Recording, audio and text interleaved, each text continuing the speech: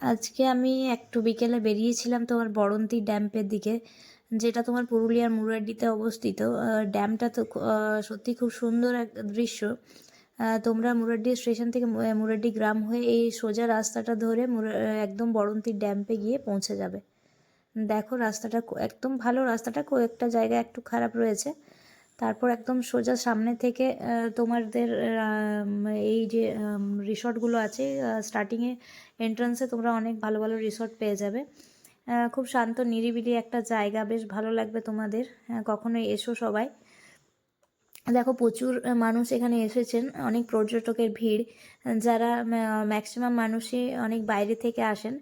দেখো সামনে পাহাড়টা বেশ সুন্দর, আর সামনে রাস্তা এগিয়ে গেলে একদম নিরিবিলি নির্জন জায়গা। শহরের প্রাকৃতিক পরিবেশ থেকে এখানের প্রাকৃতিক পরিবেশ কিন্তু অনেকটাই সুন্দর।